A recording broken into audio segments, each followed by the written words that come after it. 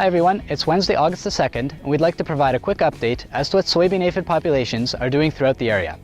While scouting fields over the last 2 days, particularly in the southern and eastern part of the region, we have had a few occasions where we were counting 250 aphids or more per plant on 80% of the plants that were sampled. This meets the first two criteria that we're looking for in order to justify spraying. The third is that we want to ensure that those populations are actively increasing, and that's because there's a difference between the economic threshold and the economic injury level for soybean aphids on a soybean plant. Manitoba Pulse and Soybean Growers has stated that the economic injury level for soybean aphids is about 670 per plant.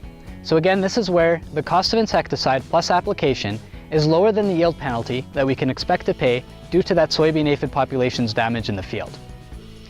Continued hot, dry weather over the last week has been ideal for soybean populations to increase, as they reproduce fastest right around that 25 degrees Celsius mark.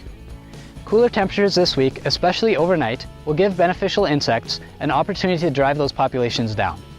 So again, if you're counting 250 aphids per plant on average, make sure you go back a day or two later and ensure that those populations are increasing before you go out and spray. Next, Marcus will provide a short update as to what he's seeing for corn silage production in the area. Hello everyone, it's that time to go check your fields again to see when your corn silage is going to be ready for harvest. What we're looking for is these silks to emerge from the cob, and once they're visible, we know we're looking at about 45 days to silage maturity. That means this field would be ready for harvest around mid-September. This is a field of P85 81R, and it was seeded early, and we've had a lot of heat lately, which is why it's in this stage.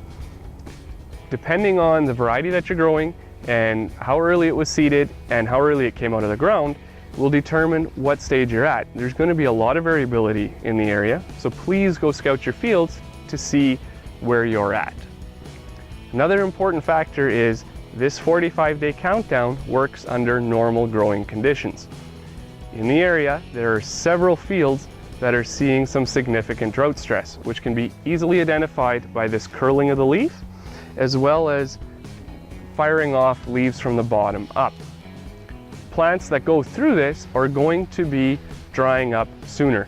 And if we wait for full maturity on the cob for silage timing, the plant is going to be too dry. We won't have enough whole plant moisture to make a proper pile.